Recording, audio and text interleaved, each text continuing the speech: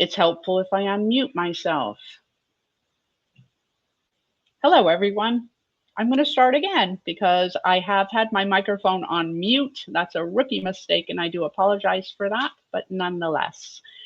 We are spending a few minutes together this afternoon talking about the memorandum that the Office of Personnel Management sent out last Monday, and that many of you are struggling with because it is asking you to make what is potentially a major life decision by the 6th of February. That is coming right up.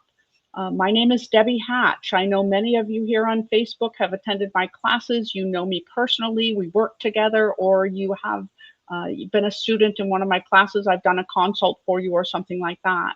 Because this will be placed on YouTube when we're done today. I don't know everyone over there. Debbie Hatch, former federal employee myself, started working for the federal government back in 1995. I've done many things within the government, but most of my time has been spent helping federal employees understand their retirement, their insurances, their TSP, all of the benefits that they have available to them. Currently, I'm doing that as the CEO and owner of Pinnacle Personnel Services. While I have years of experience within the federal government, I don't have years of experience in dealing with this fork in the road. This is brand new. There are no experts. There are not a lot of answers, and we are trying to figure it out as we go forward. So, like I said, I'm going to talk to you about what we do know, but there's a lot of things that we don't really have answers to.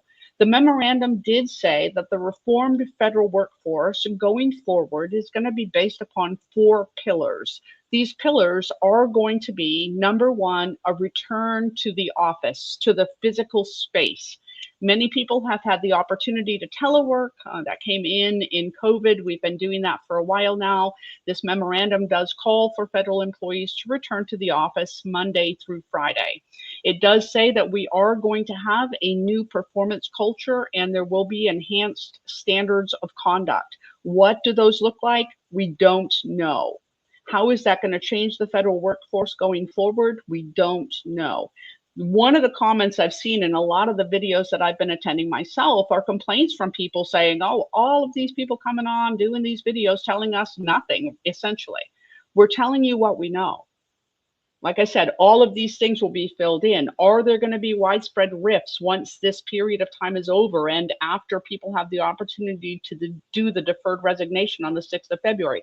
We don't know. We can suspect. We can tell you what we think is likely to happen, but there is no guarantee that that is going to happen. No one forecasted this, right? Crazy things are happening and we don't have all of the answers. More streamlined and flexible workforce is the ultimate goal and what we're looking for. So that is one of the pillars. I am doing my best to answer questions. Please ask them while you're watching the video. If you think of them, you can just drop them into the comment. And again, moderators will let me know that you have done that and I'll answer them as we go along. If you're watching the video later on or maybe on YouTube and you have questions, there are a couple of ways for you to get in touch with me. Number one, you can simply add a comment. I'll be following these for the next several days and answering the questions as they come in. Number two, you always have the ability to go to my website too, which is pinnaclepersonnelservices.com. On that website, there is a tab that says Contact Me. You can ask your question or leave your comments right there. Please do understand that I, like everyone else, also have my typical normal life. I am teaching this week. I will be in the classroom with about 200 students. So it is impossible for me to be checking email or responding to Facebook comments during that time. However, I will promise to do my best in getting back to you as quickly as possible. I understand the time is very, very short for you.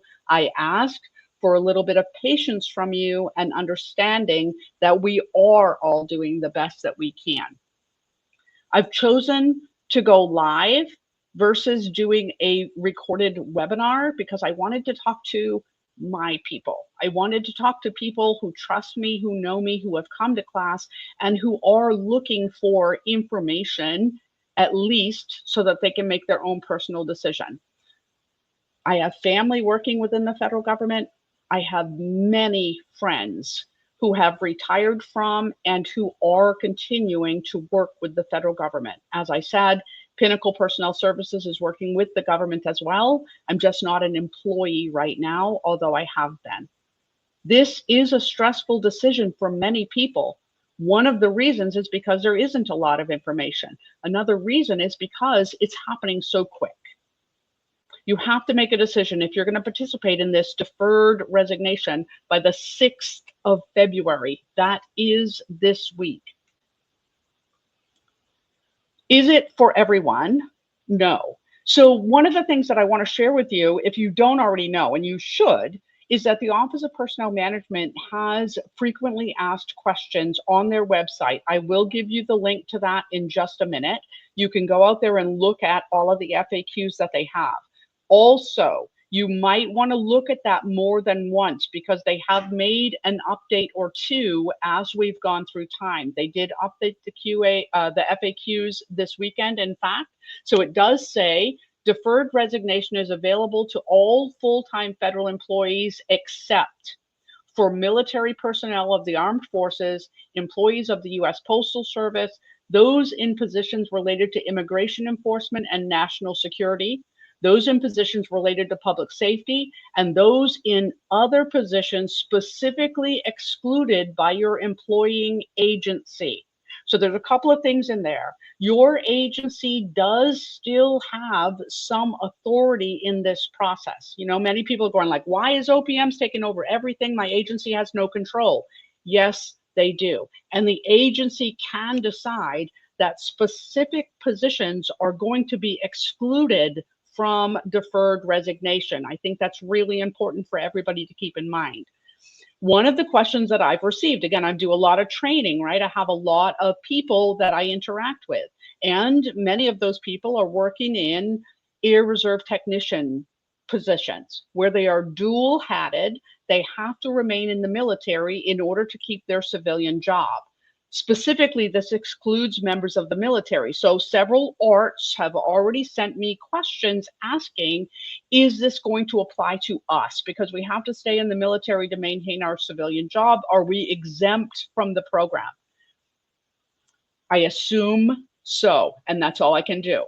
I have seen no guidance that is specifically addressing ARTs or saying that you are going to be exempt from this military clause. So my assumption, and please hear me clearly, is that ARTs are not going to be able to participate in the program. I do not know that 100% for sure. Emotions are very high, just in general. I know that you feel it, you see it too. People are angry and have been for quite some time, more so in the last couple of weeks. There are a lot of opinions, and many people believe that their opinion holds great value. I've given my opinions a couple of times on this Facebook platform, and I have people send me emails going, I can't believe that this is what you think about it. This is the answer. This is what I think about it. This is where we're going. This is what this person says. It's opinion, okay? There are a lot of opinions, and I don't believe, this is in a normal day, it's not just with this offer, that an opinion, whether that's yours or mine, holds more sway than someone else's opinion, okay? Please be aware that there are a lot of opinions right now, a lot of emotions right now, a lot of complaints right now. We can't even have a conversation about the weather unless it devolves into some type of political argument. That's definitely true when we're talking about things like this deferred resignation. I'm not getting into that. We're not going to have a political debate, nor will I allow it on my social media. I have a right to choose not to include those types of things. I don't feel they have value. I'm not participating in them.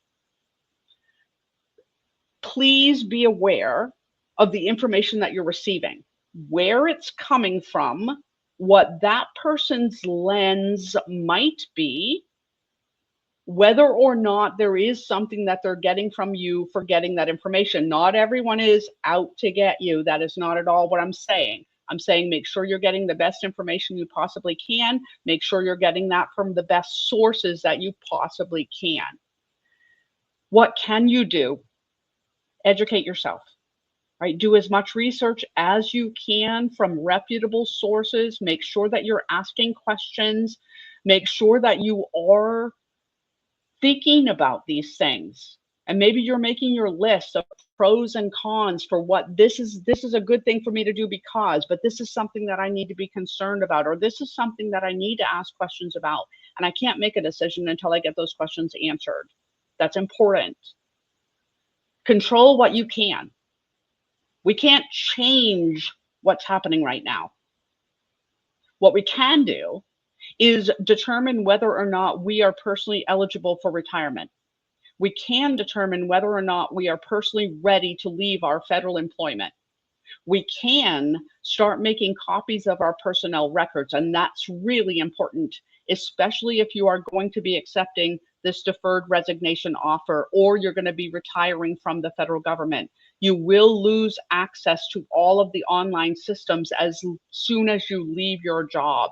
It is a really good idea for you to have copies of all of the documents within your electronic official personnel file or your EOPF, copies of your standard Form 50s, specifically those things that have impacted your federal career, meaning you don't need to keep the one that gave you an 8-hour time off award or a $100 cash award. But if you came or left or had a promotion or had a temporary promotion or a reassignment or got an increase in pay, those are valuable documents for you to hold on to. Download them and keep them electronically if you have a way to do that. If you don't, print them out and keep paper copies for yourself. Not everything is changing. Okay, and that is, again, I think important. I've gotten questions from people asking me about retirement eligibility. Is the computation changing? You know, how do I decide what day to pick? A lot of that stuff is still the same as it's always been. You still have to be eligible to retire in order to retire. You still have to meet the age and length of service criteria. Nothing's changed with that. We do have voluntary retirement. We do have deferred retirement. I'm going to talk about both of those in a minute. And this does give agencies the authority for VERA. VERA stands for Voluntary Early Retirement Authority. They've had the ability to offer early outs at various periods of time.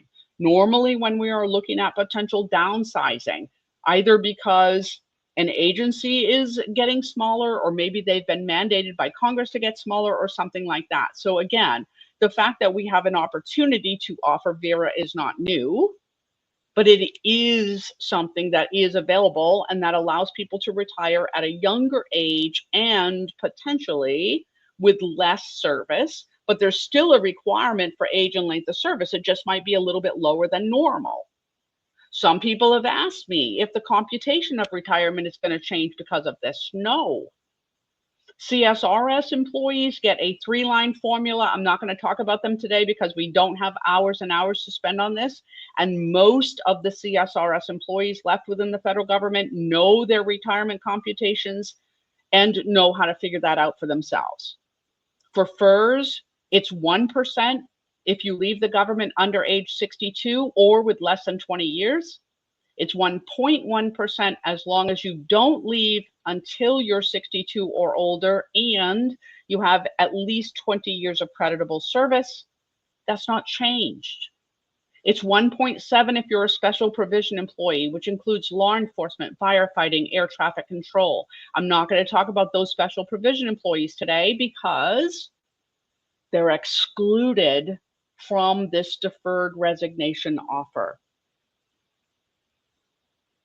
I said that agencies still do have control. They do. They have the authority to extend the dates if they want to, not for when the offer of the deferred resignation can come in, but whether or not they are willing to extend dates for your retirement. They have the authority to offer VERA. That's voluntary early retirement authority, and that can come with a VSIP, which is voluntary separation incentive payment, or without.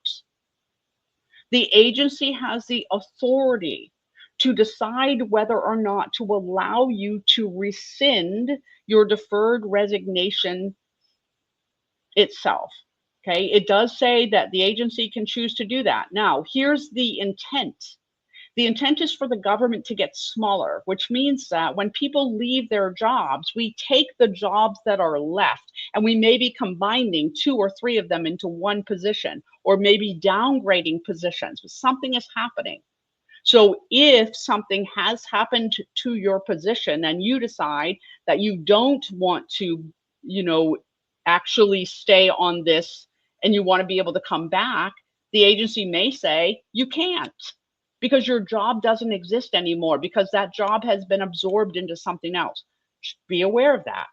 But it is, at this moment, in the OPM FAQs, left up to the agency to decide. I have already received numerous questions from people, so I did put a couple of those into the slides and bring them in with me so that I would have the ability to talk to you about them.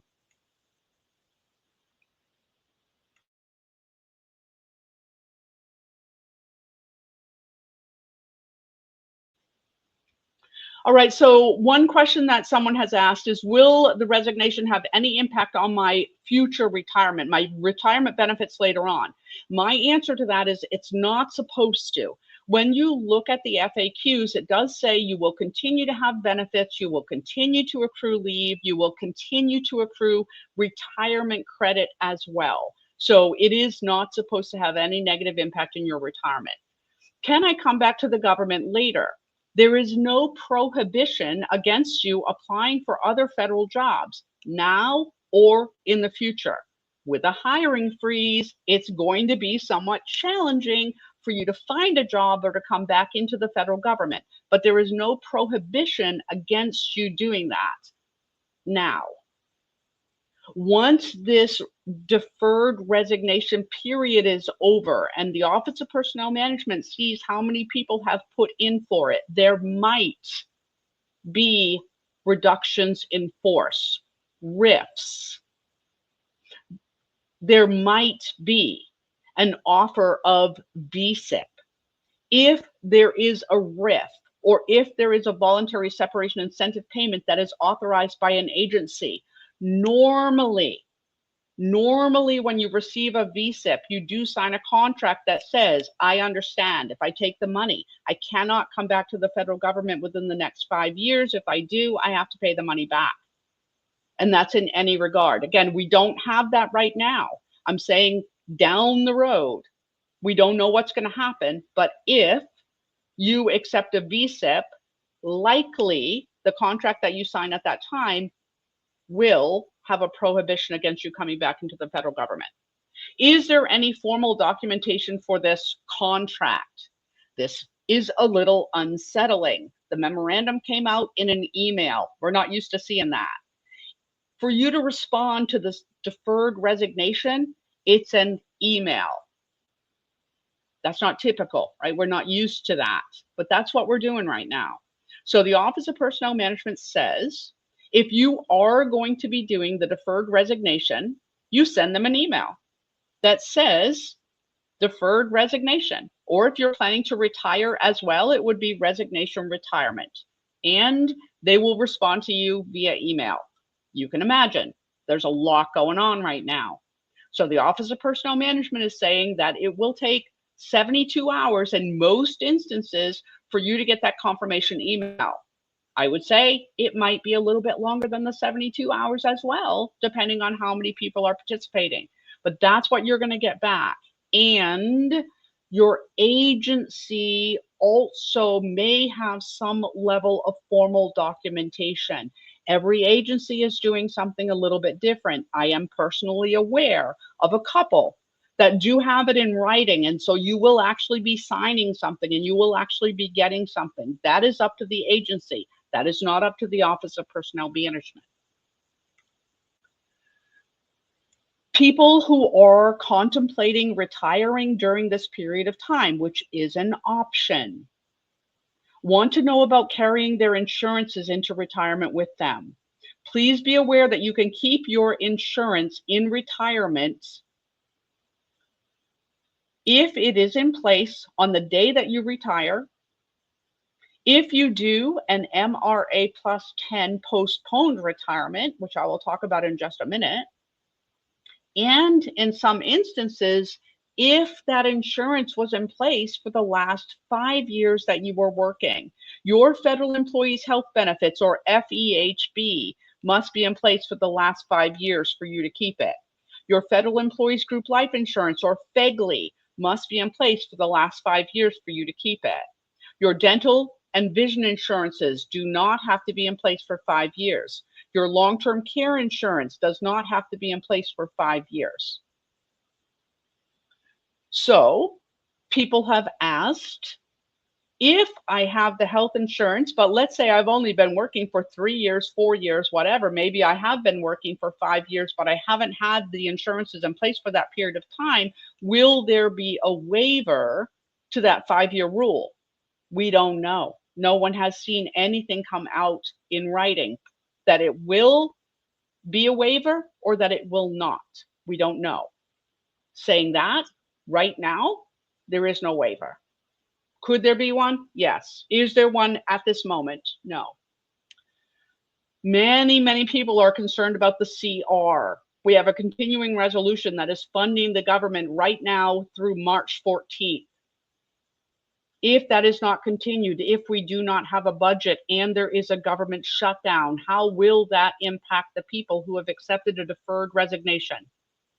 In the same way that it affects all of our employees. If there is a government shutdown, if there is a furlough and employees are laid off, that would include the people that are on administrative leave as well.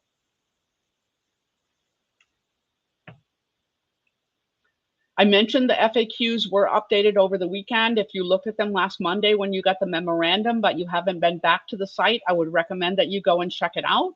I have given you the website right here. One of the things that I said is eligibility for retirement hasn't changed, right? This offer still requires you to be eligible if you decide that you want to retire during the period that you are in that deferred resignation area, right? That kind of gray area between February and September. Still have to be eligible. Eligibility on the civilian side, and I say that because I do a lot of military training. In the military, you got to be 20 years. Civilian side, you got to have your time and you got to have your age.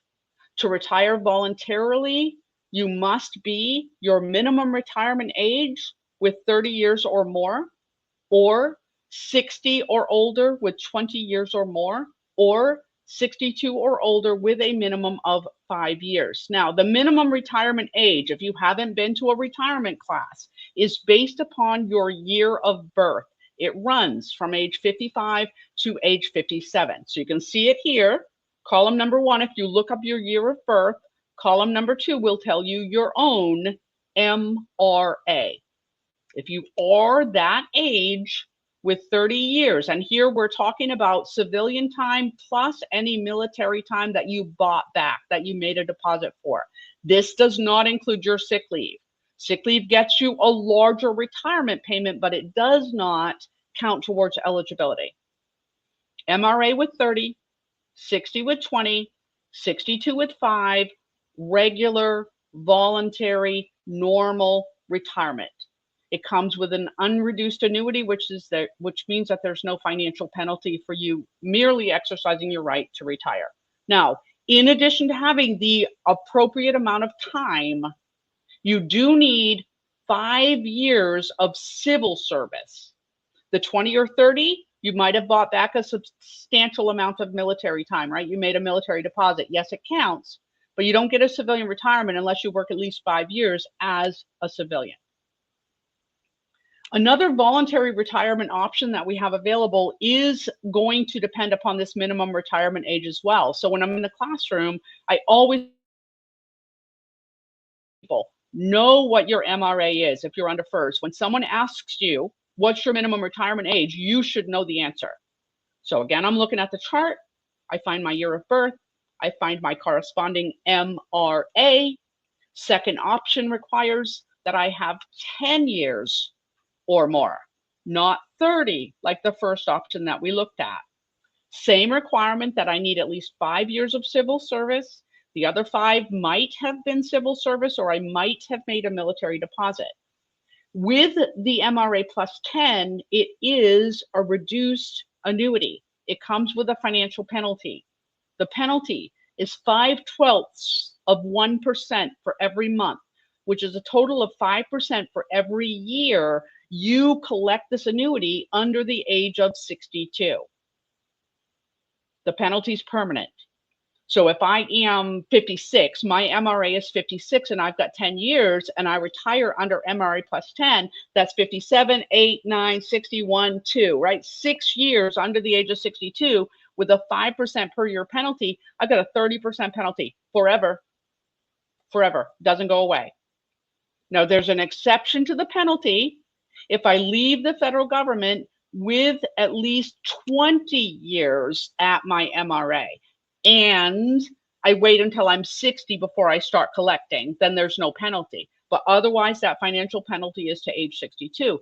That's something to be aware of, again, when you're trying to decide whether you're going to leave or not. You need to know how much money you're going to be potentially eligible for, and you need to be aware that there can be penalties with that. Now, I also want you to be aware, though, if you are your MRA and you do have 10 years or more, you don't have to collect your annuity payment.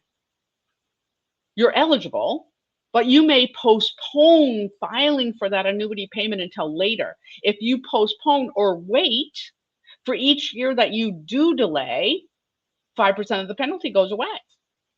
If I don't actually file for this money until I'm 62, then there is no penalty. And with the MRA plus 10, when I get the money, I can also get the insurances, remembering that my health and life had to be in place for the last 5 years of work in order for me to get them back.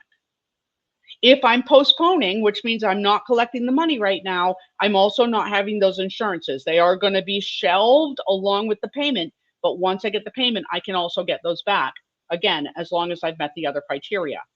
Now, right now, what is also available is this VERA, Voluntary Early Retirement Authority. I told you, it just means I can retire earlier than normal. Here, as long as I'm 50 or older and have the 20 years, I could retire. Normally, I had to be 60 with 20. Under VERA, if I have 25 years or more, civilian and military deposited time, we're not including my sick leave, I could retire at any age. 5 years have to be civil service. We've already talked about that. The Office of Personnel Management has given agencies the authority for VERA. There's no prohibitions from OPM other than those that are exempted from the offer, and your agency can exempt other positions. If you are accepting an early retirement, there's no penalty for the FERS people. When I talk about that 5% per year penalty, it's only if you did the MRA plus 10. Each of these retirement options are completely separate from one another. They do not build or merge or anything like that. Penalty for MRA plus 10, no penalty for the early retirement if you are a FERS person, only if you are CSRS. Another retirement option that I think people need to be aware of in this situation is called a deferred retirement. Now for this one, I have done my 5 years or more civil service. I am not yet old enough to retire. I can get a retirement later as long as I am invested with that 5 years, but when I can get it will depend on how much time I had in. If it was 5 years, less than 10, I can't collect until I'm at least 62. If it was 10, I could start collecting at my minimum retirement age. If I do, once again, I'm back to that 5% per year penalty that we talked about previously. With the deferred retirement, again, this is not new, right? This is not something that was just created last Monday. This has been available under our retirement system. In the classroom, what I tell people about this is it's a good news, bad news kind of thing. Good news, I do 5 years or more, I'm getting a retirement. Bad news, this one only comes with the retirement payment. It does not come with any of the insurances. I do not get to include my sick leave in the calculation for this one, although I do with the others. This one also doesn't come with the first supplement or the insurances. Okay, and again, I know there's a little bit of duplication in there. That's just me talking, and I do apologize for that. Have to wait, don't get insurances, don't get sick leave. Get a pension. That's the good news part of it, right? Some of you aren't yet eligible to retire. Some of you don't have the 5 years of civil service, and you're being offered this deferred resignation as well. If you leave the federal government with less than 5 years of civil service, you have an option of requesting a refund from OPM of the money that you've paid in, right? We pay into our retirement, the government pays into our retirement as well. You're paying in something between 0.8 and 4.4% of your biweekly paycheck, depending on when you started working. You can look at your paycheck and see the amount that's being withheld. You can look at your standard form 50 and see that as well. When I say you get a refund of contributions, that's what I mean. The money that you personally have paid into your retirement, nothing that OPM have paid in there. You could request a refund of that or not. You could let it sit there. What would the value be of letting it sit there? That money's still yours. You can get it at any point in the future that you want. If you let it sit there and 5 years from today, 10 years from today, you end up coming back to the federal government, you would start with the amount of time that you left sitting there. Not a recommendation. It's telling you the consequences, right? Take out the money, you come back later, you start at square one, or you might do a refund. That's something I'm not going to get into today. Or number two, you leave your money sitting there, you come back later, you start with that amount of time in the bank. Up to you. If you leave the federal government and you aren't eligible for a retirement, you can keep your health insurance up to 18 months under COBRA. But the federal government will not pay anything towards that health insurance. Right now, as an employee, they're doing 72% of the weighted average cost. If you keep it under COBRA, you will pay the government's portion, you will pay your own portion, and you will pay a 2% administrative fee as well. Excuse me. And the slide I'm just noticing has a typo on it because it says 105. It actually is 102. But it is an option for you to keep that again for up to 18 months. The additional thing for someone who isn't yet eligible to retire is the possibility of severance pay. Okay, if I accept the deferred resignation, that resignation becomes effective on September 30th. Sooner if I choose, later if I choose, and my agency allows that to be a later date. That's going to be for retirement. That's not going to be for the resignation. However, if it is a resignation that becomes effective on the 30th of September because I don't yet have the 5 years, I don't yet qualify for a retirement, I'm resigned, right? If I don't say that I want to do the deferred resignation, if I decide I'm just going to ride it out, I'm just going to see what happens. I sit in my job and I wait. And later on, there are RIFs and I'm involved in that RIF and I now have lost my job involuntarily, then I may be eligible for severance pay. Long, complicated topic. I'm not going to get into it today. I am giving you a link to the website, though, so that you can go and look at the calculation for severance pay if that's something that you are going to be eligible for because you're not eligible for retirement. As we talk about retirement, I want to make sure that you know you can have different dates for different things. Again, in our training, we talk about it. Like, right, any retirement class that you go to, you should hear about this. Not everybody has had an opportunity to go to the training.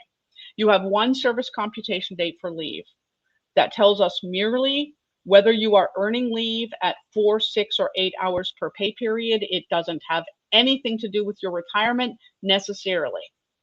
Your retirement service computation date is constructed. It's built for you.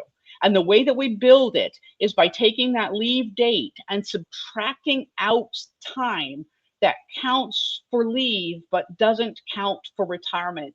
Example, I said you can buy back your military time. If you buy it back, it counts for leave and retirement. If you don't buy it back, you did 6 years in the military and then you became a civil servant, that 6 years is automatically going to count for leave.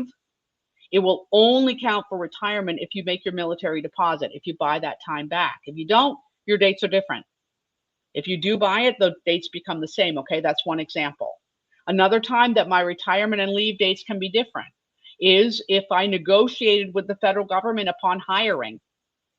Through the Workforce Flexibility Act, if they offer me a job, I can say I'll take it, but only if you give me credit for the work that I did over here as a contractor. That's an example. And the government said, okay. That is only for leave. That doesn't count for retirement. Temporary appointments after January 1st of 1989 under FERS count for leave, but don't count for retirement either. And that's significant.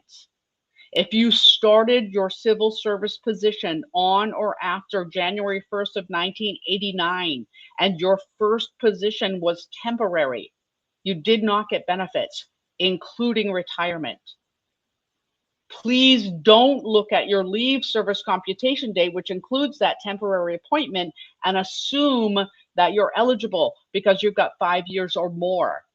The temporary time doesn't count. If that is you, please start by looking at the date that you got your first permanent position for retirement service comp date. Again, it may be more complicated than that. I'm not trying to teach you everything. I'm trying to teach you the things to maybe pay attention to and maybe make sure that you understand before you make this potentially life-altering decision.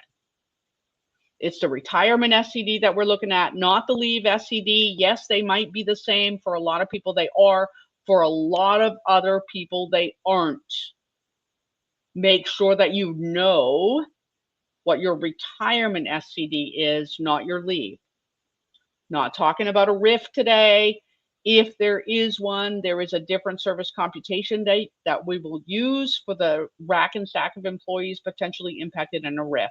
That one is based upon time in service and also performance evaluations. Like I said, we're not going down that hole today. Another thing that I want you to be aware of is your TSP, the Thrift Savings Program. While you're working for the federal government, you have TSP. If you resign from the federal government, you have it. If you retire from the federal government, you have it. Contributions to your thrift must be done through payroll deduction. So if you are no longer working, i.e. that resignation has become effective or that retirement has become effective, you cannot put new money into TSP. Some exceptions if you're passing that through an IRA. We're not going there today either. Okay. But I do want to talk about this vesting requirement. If you are a FERS person, not only do you get whatever you personally put into your TSP, but you're also eligible for matching contributions from the government, and you are eligible for an agency automatic 1%. Your money is vested immediately, which means you own it. The matching contributions are vested immediately, but in order for you to keep that automatic 1% from the government, you must work for the government for 3 years. So that initial 3 years is called your vesting date. If you are going to be resigning from the federal government and you don't yet have in 3 years, one of the consequences is going to be that you will lose the 1% TSP contribution. You have 3 years or more, you will not. That money belongs to you. I mentioned that we have different dates for different things. I mentioned that your leave service computation date could be different than your retirement service computation date. Comes up in class all the time. People will look at their standard Form 50 personnel action. Block 31 has a date. It is for leave. Leave. Your retirement service computation date does not show on your standard Form 50. If you work for a federal agency that issues an annual statement, it will show there. If your agency does not issue an annual statement, then you may go looking in your EOPF, in GRB, in whatever platform your agency is utilizing to keep your paperwork for your retirement SCD. This is leave. Your pay stub is also leave. Again, just a big word of caution there. I know I'm making a big deal of it because it's important. I've already mentioned the fact that sick leave is going to add money to your retirement payment, right? We utilize the Office of Personnel Management's 2,087 hour sick leave chart to determine how much extra credit you're going to get for your sick leave in the payment of your annuity. Your sick leave does not allow you to retire any sooner. So again, word of caution. If you are going to be a year away from being eligible to retire when it comes to your service, but you have a year of sick leave, you are a year away from being eligible to retire. This does not get you to retirement. It gets you a bigger check once you're eligible for retirement. Your federal annuity is calculated by multiplying three things together. We look at your creditable service. That is your civilian time, non-temporary, remember I talked about that, your military deposited time, and your sick leave. We multiply your creditable length of service by your high 3 average salary. You can find numerous videos on my YouTube channel talking about how we compute that high 3 average salary. I'm not doing that today. And we then multiply by the formula applicable to your retirement. That formula under FERS is going to be 1% or 1.1%, which depends on two things. How old you will be on the day that you retire and how much creditable service you will have on that date. If you will be 62 or older and you will have 20 years or more, it's 1.1. If both of those things are not true, it is 1. So again, this is another question that I received an email from somebody that said, hey, what's the difference between me doing this deferred resignation offer and then retiring on September 30th under age 62 versus me waiting until I'm 62? The formula is different. And that formula is applied against all of your creditable service. So if you've got a 20, 25, 30-year federal career, we're talking about multiplying that by 1% or 1.1%. It can be significant. Another thing to be aware of when we talk about retirement is the FERS supplement. Now, in the class, I explained this as a bridge. It is a financial bridge between retirement from the federal government and eligibility for Social Security, which is age 62. Some of our retirement options come with the supplement, not all of them do. If you do a voluntary retirement, so that was the one that was MRA with 30 or 60 with 20, in addition to your annuity payment, you'd be eligible for the supplement. If you do get a early retirement, 50 with 20, any age with 25, that comes with the supplement, but not until you have your MRA birthday. Okay, my personal MRA is 56. If I got an early out from my agency at 50 with 20, my FERS would start right then. My supplement would not start until I had my 56th birthday. The supplement only goes until eligibility for Social Security. So at age 62, it would fall off. My FERS would continue for the rest of my life. It doesn't start until MRA. Again, wanting to be very, very clear on that so that you can make a good financial decision for yourself as to whether or not you're going to leave the federal government.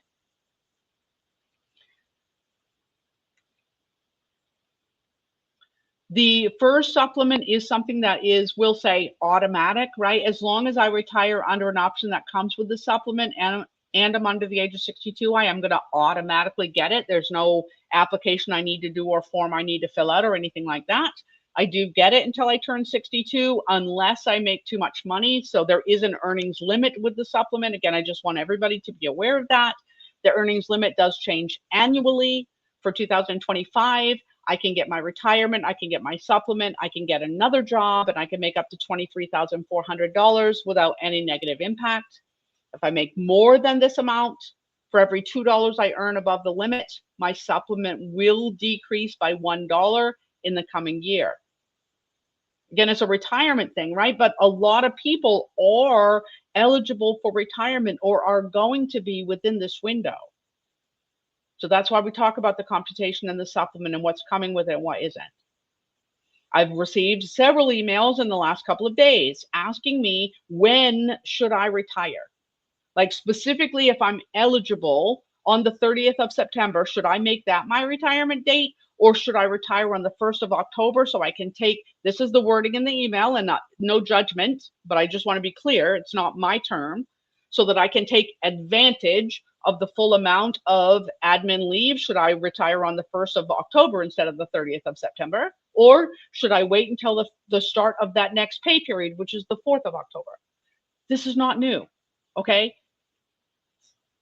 Retirement, whenever I'm going to retire, there's a good day to do it. There's a better day to do it. There's a best day to do it. The best day for people under FERS, which again is who I'm assuming I'm talking to like 99.9%, is the last day of a month, right? That's a better day. The last day of a pay period, the last day of a month, better if I can merge them together. Why? Because federal annuities begin to accrue on the very first day. So if I'm choosing 30 September or 1 October with this offer on the table or not, what's better for me? 30 September. So that your annuity can begin to accrue on the 1st of October and have a payout date of the 1st of November. Yes, it takes a little while to process. You're not going to see the money on that date, but it's retroactive to that. Versus if I choose the 1st of October or I choose the 4th of October, I don't get any pay from my job for the month of October because I've left. And I don't get any retirement money for the month of October either. That would begin to accrue on the 1st of November with a payout for the 1st of December. So last day of the month is always going to be better. In the specific situation that we're talking about with this offer of deferred resignation / retirement, I definitely would be picking the last day of the month, 30 September. I would not be going into, October 1st or 4th or anything like that. Now, there was a change this weekend. I mentioned it with the FAQs.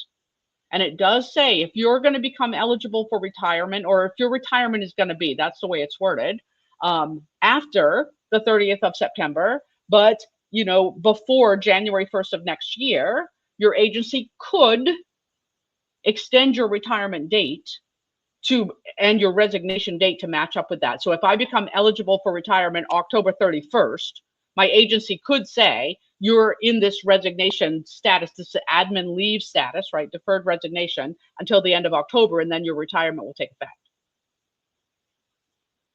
That's through the end of the calendar year that it's been allowed. Again, I'm choosing my words very, very carefully.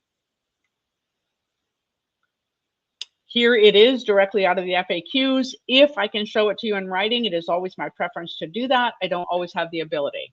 I'm scheduled to retire soon after September 30th of 2025. Can I take advantage of the deferred resignation program? Answer: if your retirement date is between October 1st and December 31st of 2025, you are still eligible for deferred resignation unless your position is exempted from the deferred resignation program by your agency. If your retirement date is within this window, your deferred resignation date will be extended to match your retirement date.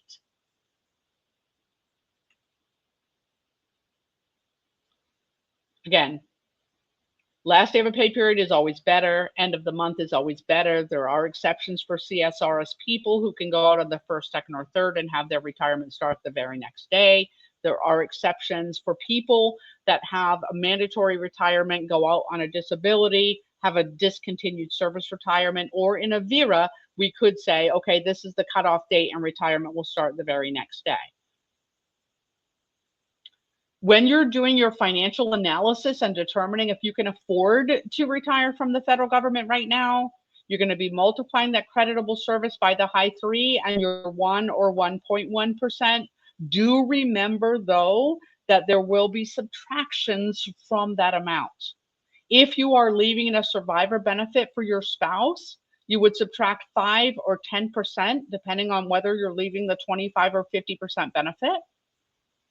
There would also be a subtraction for your insurances, like health, life, dental, and vision insurance, if you're going to be keeping them. Subtraction for your federal income tax, your state income tax, potentially, depending on where you live. Coming out of your paycheck is an OASDI tax for your Social Security that doesn't come out of your retirement payment. Coming out of your paycheck is a deduction for Medicare tax that does not come out of your retirement payment. So make sure that you are at least comparing apples to apples when you're doing that financial analysis. Also be aware that under FERS, there is no cost of living adjustment with your retirement until you are 62 or older. Exceptions for those that retire on a disability. That's not what we're talking about today. Exceptions for those that are under special provisions. Again, most of those positions are going to be exempted from this offer. That's not what we're talking about today. Normal, regular retirement under FERS. No COLA until age 62. So if you are resigning from the federal government and you are going to be drawing your retirement and you are significantly under that age, let's say you're 56 years old, right? You're not going to have any increase until you're 62. Be aware of that. Not saying it's good, bad, or otherwise. No judgment at all in anything I'm saying today. This is a personal decision, and every one of you needs to consider your own personal circumstances and situation before you make your personal decision. This is something that you need to know about. Schedule of events. You have until the 6th of February to determine whether you are going to be participating in the deferred resignation program or not.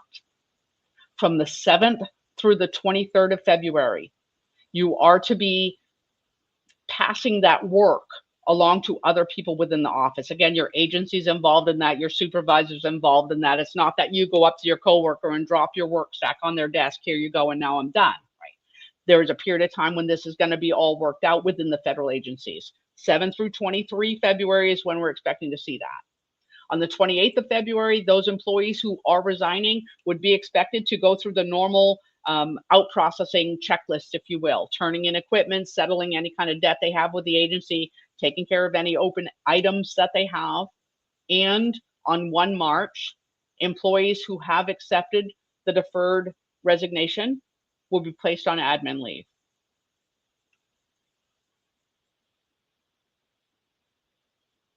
What happens after that is still to be determined. We don't know. One of the other questions that I've had from people, like, could my agency call me back to work? Could we? What if this is overturned in the courts? What if it's determined to be that, you know, we can't be on admin leave until September 30th? Could they force us to come back into the office? They could take away the admin leave, and then you would have another decision to make. Are you coming back or not? Are you resigning, or are you retiring, or are you looking at your other options? That could always be something that happens. We don't know. I try to limit these to 20 minutes. I'm looking at my clock right now. We're at 56 minutes. It's important.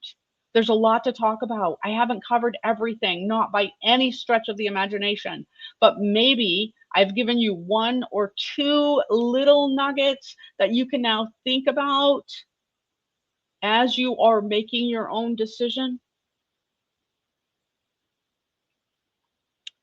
Remember that you can leave comments, questions at any time right underneath this video. You can also go to my website, pinnaclepersonnelservices.com. You can send me an email there. I've asked you please to be patient, and remember, I'm doing all of this for free. I care about it, right? I'm not asking people to pay me at all. That's not what I'm saying. But I am doing this for free in addition to doing my normal job. Please remember that when you're asking questions, right? Sometimes people expect that I need to answer them right now, and I need to answer 40 emails from them in the next 24 hours. Probably not going to happen. Not because I don't care about you, but because I am doing this in addition to doing my job as well.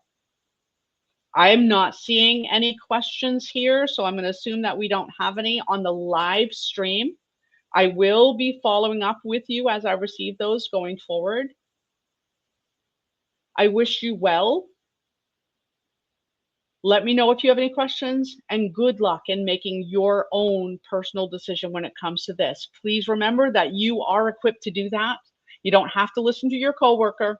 You don't have to listen to your supervisor. If it is another person that you trust and a person who has input that you value, take advantage of that. Utilize that as you're making your decision. Thank you very much for joining me today, and thank you for trusting me in presenting to you at least the information that I have, if not all of the answers. I'm going to close the stream. I will look for your questions and emails.